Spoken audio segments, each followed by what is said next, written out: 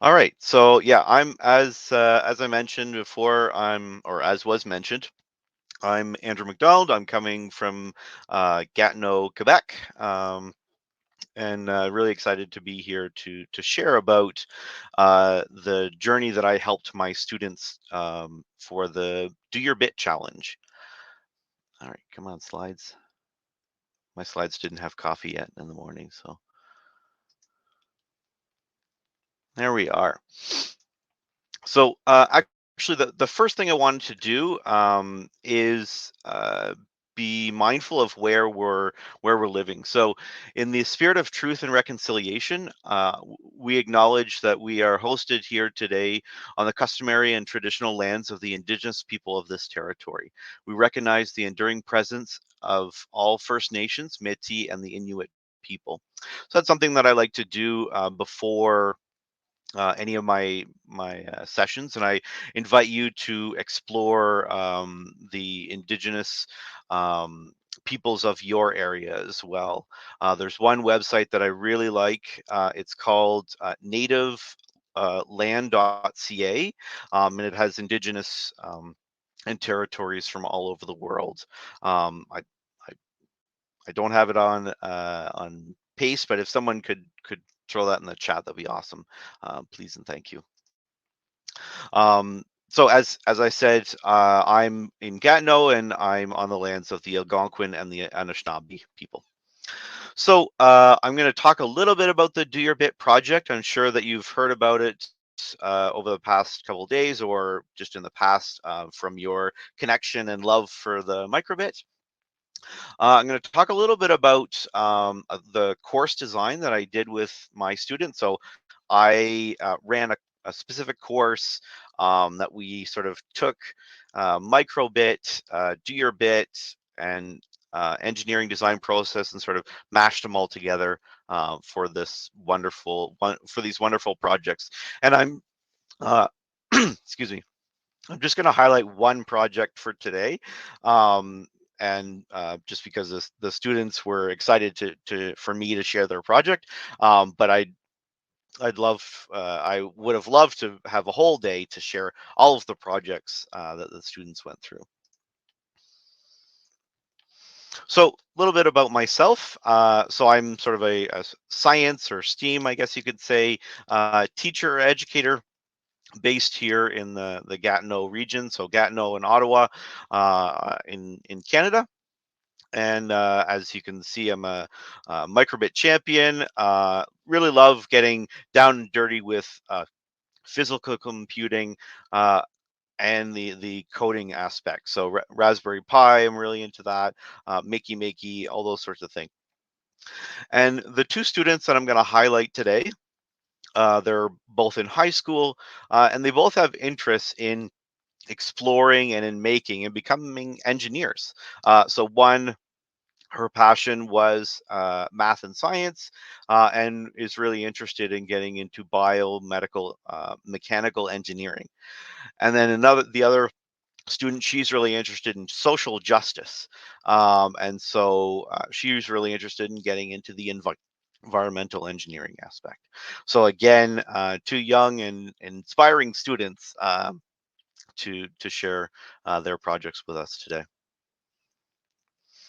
So just as a recap for what is the Do Your Bit Challenge. So it is sort of bringing together the microbit as well as the UN Sustainable Development Goals.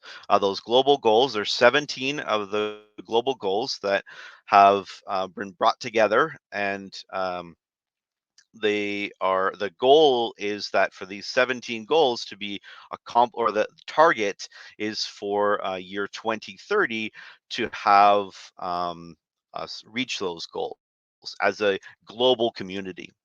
And so the Do Your Bit challenge is trying to inspire activities, and I'll show a few of those activities, or I'll show the Do Your Bit website near the end of my presentation, so that you can see where some inspiration comes from for these students as sort of a getting started with that.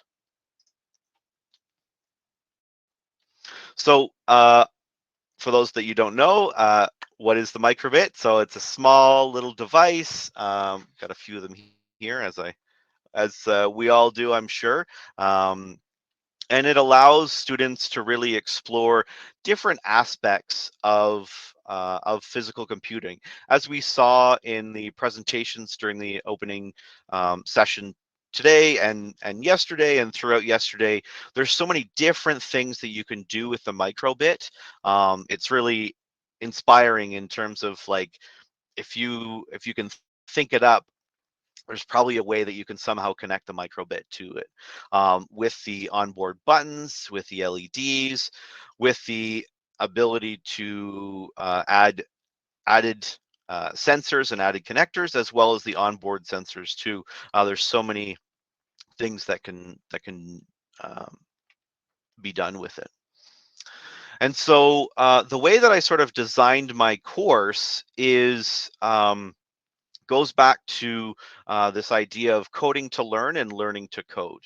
And now a lot of the students are very maybe very new to coding in general, never seen anything to do with coding, but they were interested in this particular course, um, and the great course description that I wrote.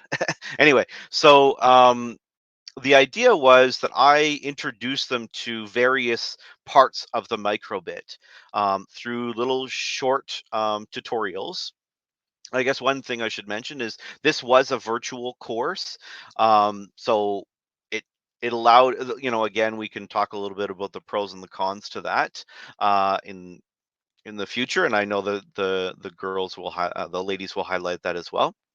But the idea was that I would give them these sort of short tutorials that I developed myself, um, on using different parts of the microbit. So, sort of introducing the buttons at first, something very simple, or can be simple, I guess, and then the LEDs on there. Getting into some of the onboard sensors, so that they can explore that. What the light sensor, temperature sensor, um, the accelerometer, the compass, those sorts of things. And then the idea was for them to, with their creativity, create these little small projects throughout that, and just to showcase that they've learned little things. And then alongside that, we were also learning about the UN Sustainable Development Goals. Excuse me, I'm just going to grab some water.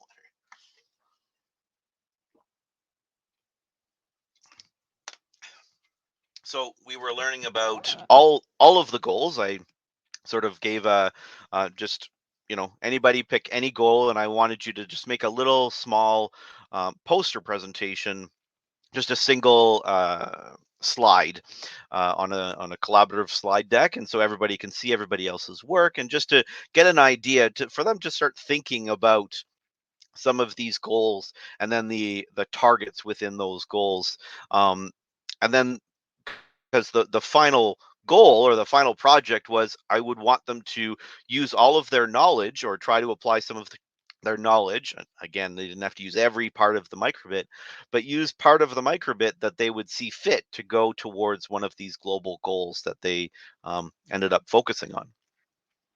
And throughout this time, we also talked about the engineering design process. I think I have a slide here for it. Yes. So we talked about the engineering design process. And so through that time, we talked about coming up with that, identifying that solution, or that problem first is, one of those global goals. What are they going to focus on? And again, they were allowed to pick anything they wanted within those global goal parameters, which is actually quite uh, extensive, if you actually start to think about what is the opportunities there for it. And then what I did was I had check-ins throughout the process, just so I can see that they're on task, and also for guidance as well, and just see, like, okay, so let's brainstorm some solutions, and just anything that you want, just write it down, um, and then we can start to think about they can start thinking about with their knowledge of the microbit, how can we integrate these things together? And some of them were, really hand in hand. It went really, really well. Some of them were a stretch, but again, that's where we collaborate, we chat about it, and the students also did little presentations throughout, to get feedback from their peers, and that was sort of the fun thing that I enjoyed, is that opportunity to not just have, that sort of me and them having a chat back and forth, but they were able to talk about things with their peers, so that was really great too. And then they went through, and they selected a particular design, and then they built that, and they iterated over that. And so there was actually at least 2 rounds of iterations. That was again part of that design of the course, is that I wanted them to show us something, again, do a little presentation, and then with our feedback, myself and all of the other students had to give some feedback. Then they went back to their virtual desks and worked on that, and then they had another presentation at the end to share that out. Um, Also, during this, they had to document all of their work, and so each of the student groups had these presentations, but also a website that they developed, and I'll showcase one of the students' website in a few moments. So, but I'm not gonna. You've heard me talk a little bit, but what I'm gonna do is I'm gonna stop talking, and I'm gonna let the girls talk about, the ladies, sorry, talk about their presentation. So fingers crossed that this can work. I didn't see a thing that allowed me to share my audio, but hopefully it will work. Can you hear the audio? If someone can just,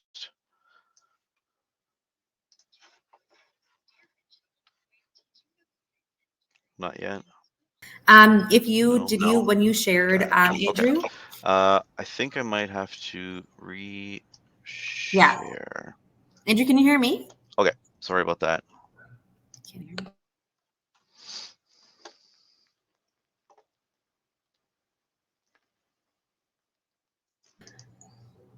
Hey, Andrew. Hi. Yeah, if you just share, there's a little button that will say share audio, and before you share it. On when the thing that Yeah, when it pops up, I don't see that. I see entire screen so if I click on window, on the oh, right side, on the if I bottom, on the left side, on the bottom, share system audio. hmm,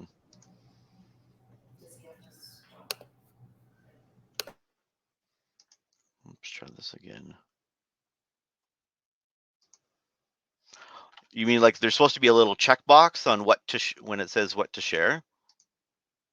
Yes. There's share tab audio when I do a Chrome tab, but when I do window, there's nothing there. Okay. Then it might not be set up with your system or for permissions, Andrew. Uh, okay, let's try this again. Can you, are you able to see the, Yeah, fully can see your screen. okay. We almost hear it, but it's like almost not there. Very, very low. I think it might just be coming from your headset. Poop. All right. Can we pause for a minute? I think I'm running a little fast, so I think I have a little bit of time Sure. to. Okay, with others, this is you didn't come here to hear me speak. You came here to hear the students. So, all right. Would it be in? Is it a YouTube link, Andrew? Is it available on YouTube? It's not. It's just on my. Oh maybe I can play it from, okay, sorry. They sent it to me through through Drive, so I wonder if I can, through Google Drive, maybe I can share it in a tab. That might work. I was hoping that downloading it would, I wouldn't have to worry about that stuff. And I remember asking that to you when, saying that I was going to share some stuff, and you said, yeah, there's like a little checkbox, and perfect. Great. And then, yeah. All right. Sorry about that, everyone. No worries.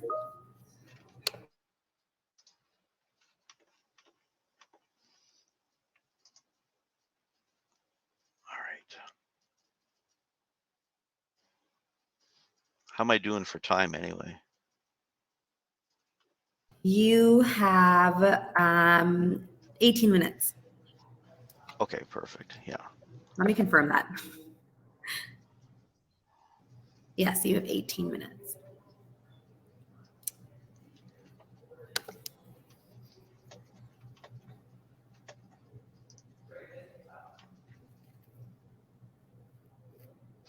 All right. Let's. Yeah, that's Boris. That's a good. Good. Yeah. I love everybody in chat, right? Helping you out. Yeah. All right. Let's see. Videos. Okay. Share audio tab. All right. Kyle, you don't want to hear me. You want to hear them. That's why you're here. Okay, let's see. And well, it's not as big as I wanted it to be, but at least you'll hear. That's the most important thing, I think, is you. And it'll be bigger once I leave. I just want to make sure we can hear it. We can't see it right now. Yeah. Yeah. Okay. You can't see it right now? Since this presentation is much about the course and the Fit Challenge as a way of teaching about We coding can see it and hear it. engineering, as students, we wanted to talk about why we took this course in the first place. Much of that had to do with the fact that we are two students very much interested in going into engineering, so we really wanted to experience the field. As part of that field, we wanted to actually experience the engineering design process and go through the motions of creating something, especially something technology-based.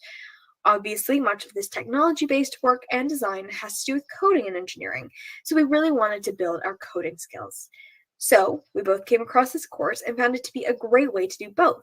And in reading this course description, we saw there was a mention of using these engineering concepts and skills and the design process to find solutions to issues facing our world. As two younger people who are very involved in social media and are seeing these discussions surrounding social justice, we always feel so helpless and ask, what can we do? But we also have always regarded engineers as problem solvers. So in seeing this course and actually being offered a way to help through using these skills we were so interested in gaining was very intriguing. And it was through this experience of going through the engineering design process and learning to code and being presented with the global goals that we were able to create our project, the Microcom. Awesome. All right. So let's go to the next one. Yeah. So that was their little description of sort of why they took the course, and then they're going to talk a little bit about their process.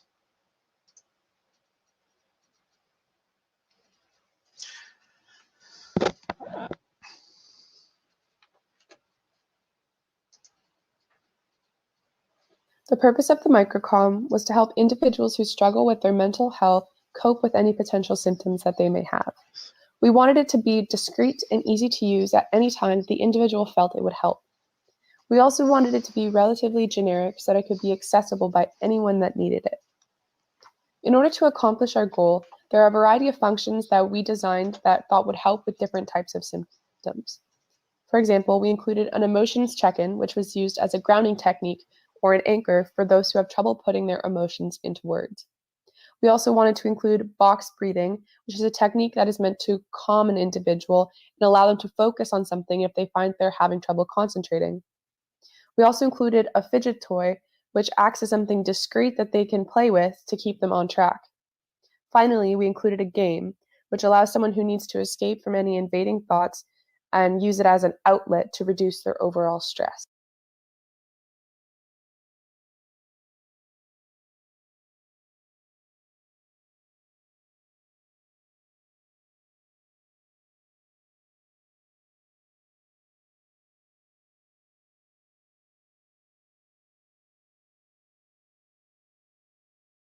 So as we talk about the microcom and its components, and we actually have a picture here to the right of our original paper prototype that originally was indicating how we planned on using all of our buttons and sensors to make these components work, although there have been some revisions since then, and that's all part of the engineering design process. As we talk about these components and how they address mental health, we can ask and answer the question of how we landed on mental health, and more specifically, what global goal this project was based on. This project specifically was inspired by global goal number 3, good health and well-being, but we decided to address the lesser talked about or thought out part of our health, our mental health. When we think about health and well-being, we often think exclusively of the physical part, but mental health is an incredibly vital part of a person's overall well-being. We particularly landed on this because of all the conversations we, as individuals and as a society, are starting to take part in surrounding mental health. Not only that, but we also recognize the many newfound struggles people were facing with their mental health due to the pandemic and increased isolation, as well as the increase of stressors in our lives. So, as part of the problem identification step of our engineering design process, we took inspiration from the global goals and the world around us and settled on addressing mental health. So as we talk about the microcom and its components, and we actually have a picture here to the right of our original paper prototype that originally was indicating how we planned on using all of our buttons and sensors to make these components work, although there have been some revisions since then, and that's all part of the engineering design process. As we talk about these components and how they address mental health, we can ask and answer the question of how we landed on mental health, and more specifically, what global goal this project was based on. This project specifically was inspired by global goal number 3, good health and well-being, but we decided to address the lesser talked about or thought out part of our health, our mental health. When we think about health and well-being, we often think exclusively of the physical part, but mental health is an incredibly vital part of a person's overall well-being. We particularly landed on this because of all the conversations we, as individuals and as a society, are starting to take part in surrounding mental health. Not only that, but we also recognize the many newfound struggles people were facing with their mental health due to the pandemic and increased isolation, as well as the increase of stressors in our lives. So, as part of the problem identification step of our engineering design process, we took inspiration from the global goals and the world around us and settled on addressing mental health.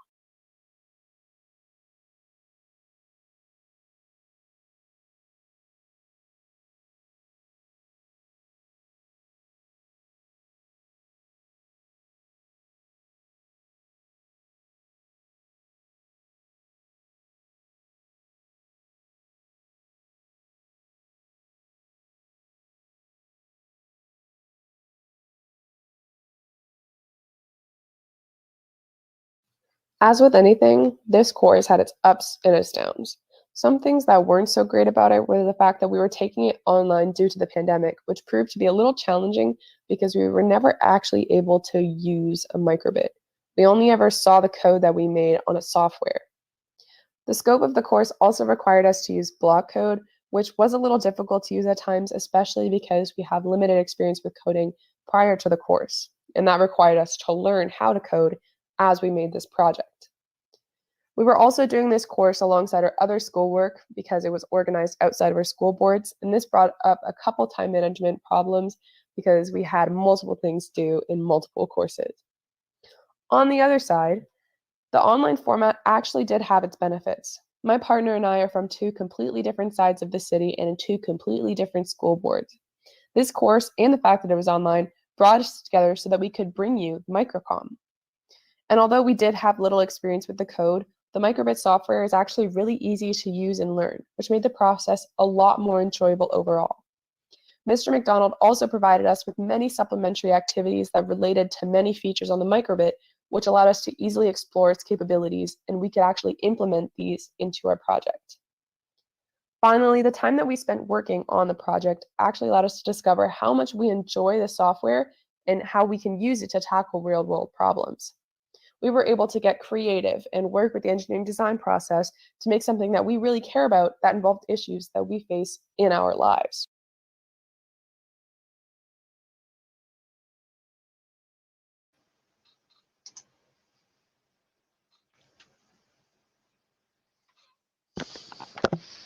All right. So those were a few little videos just to talk about their process, and as they went through this, and I wanted them to also share with what they liked and what they didn't like, because it's always nice, as an educator. I like getting feedback too from my students. How did I do?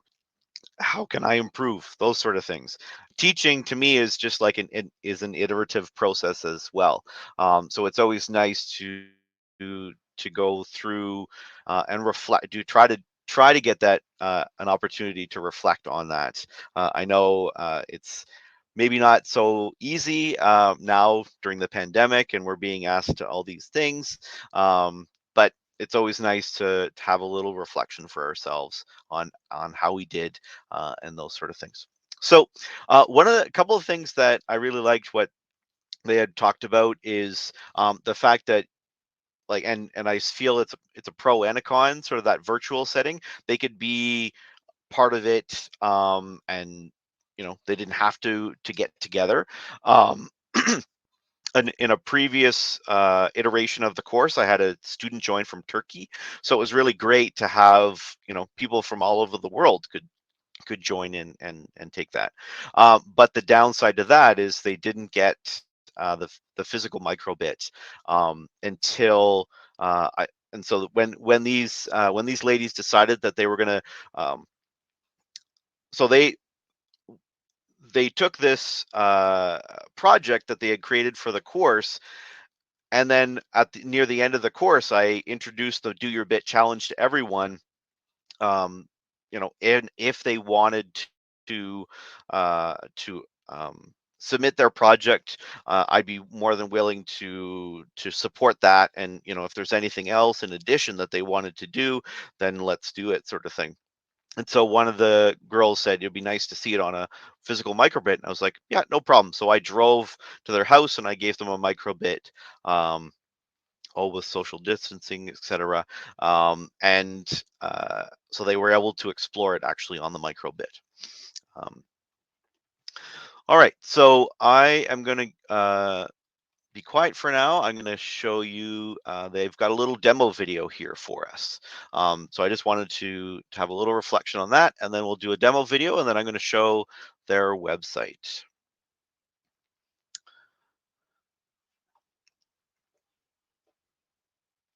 Okay, let's make this nice and big for you.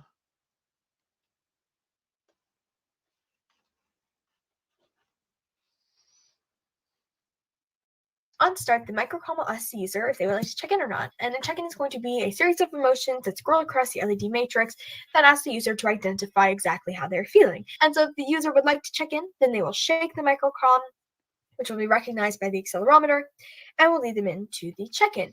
If the user would not like to check in, then they can just do nothing, and the microcom will naturally move into the state in which the user can pick any of the coping mechanisms that they would like by pressing any of the buttons. And so once the user has selected for check-in, the check-in will start. But before the check-in starts, we have included a little reminder that the microcom is not a replacement for genuine help. And in light of that, we have included a mental health crisis hotline so that the user can call that if they really need to talk to someone. Once we scrolled through the mental health crisis hotline, we will start scrolling through different sorts of emotions. And so if the user, once the emotion scrolls across the screen, doesn't identify with it, if they do not identify with the emotion on the screen, then they will just do nothing. If the user does identify with the emotions on the screen, like this user will identify with nervous, they will tilt the logo towards them. So they will tilt the logo up, which will also be recognized by the accelerometer. And so in light of that, the microcom will suggest a coping mechanism. They do not have to choose this coping mechanism, and the letter is going to correlate to what button we suggest they should press, which will lead them to the mechanism that we suggest they should use. If they do take the advice of the microcom and user button B, they will be led to a fidget spinner, which is going to spin naturally. And to speed it up, like you do a real fidget spinner, you can press pin 1, and then the fidget spinner will naturally slow down. And so you can continue that cycle of using it like a real fidget spinner and speeding it up and slowing it down.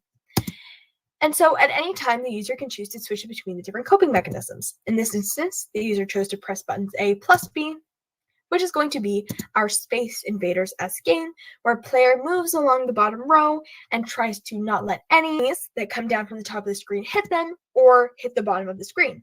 And so they can move right by pressing 2 and move left by pressing 1, and they can press pin 0 to shoot rockets up to destroy enemies. The user will have 10 lives, and upon losing all of those 10 lives, they can just press buttons A plus B again to play again, or they can press buttons A or B to move into a different coping mechanism. But even in the middle of the game, the user can press a different button to move into a different coping mechanism. In this instance, if the user were to press button A, they would be moved into our box breathing, which is going to indicate to the user how long they should hold their breath as the LEDs move up the square, how long they should hold their breath as it moves across the square on top, how long they should breathe out as it moves down the square to the right, and how long they should hold that lack of breath as it moves across the bottom of the square there.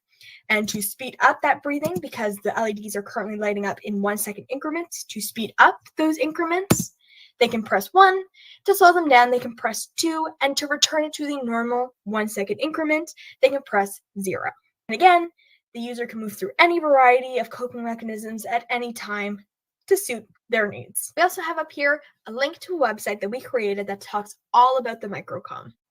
On this website, there is a lot more detail and information about the microcom, exactly what it is, why we created it, and how it will help communities. We even have an entire tab here detailing our entire engineering design process.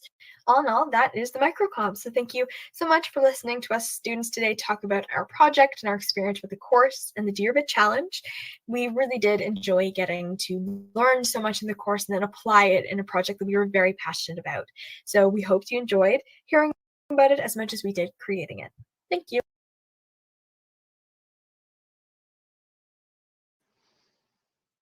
Awesome. All right. So I will drop the microcom website there for you in the chat, so you can definitely go ahead and explore that. I was given the 2-minute warning, so I will. I think what I'll do is I'm gonna just quickly go onto their site and address or just show a little bit of that, if that's a possibility. A couple questions in the chat already. One was about how long did I have with the students. We had about, if I remember correctly, I think it was 11 or 12 hour and a half sessions, if I remember correctly. So a sort of a decent amount of time to really get into and explore these sorts of things.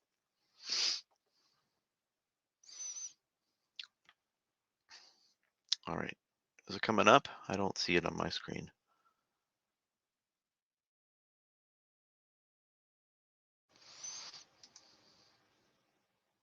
Well, if it doesn't come up, again, I put it in the It's chat there, there. yeah. Oh, there it is. Yeah, Yeah. it's just slow. It's slow. I'm slow. It's all right. But yeah, so you can sort of get a better idea. Yeah, again, it's in the chat, so you can definitely check it out when you have a chance. I know that we're packed full of goodness today, so yeah. But and then the Do Your Bit website, I want to showcase this in the last 10 seconds probably, is chock full of some great resources for you to get started. Again, if you're not sure where to get started, this has got some great introductory activities to highlight some of the aspects of the microbit, giving you ideas on what are some of the global goals that are coming up. And just a note, the competition is back in January of 2022. So this going hand in hand with the new CPD that's coming out, this is going to be exciting for years to come. So again, thanks very much for everyone. I could go back to my presentation and Thank you, Andrew. I just wanted to say that was a great presentation, and especially with all of the student testimonials that you had put through it, I think that really makes a difference for helping us connect it. I also want to say a huge shout out to the audience that has been participating and has been really giving great comments, Andrew. So really appreciate your presentation there. Next up, everybody, is the lightning talk. So all you have to do is please click leave session and return to the sessions area and tab to move on to your next session for awesomeness that can continue. And we hope you have a great Microbit Live event. Andrew, thank you so much for your time and your dedication to the work. thank you very much.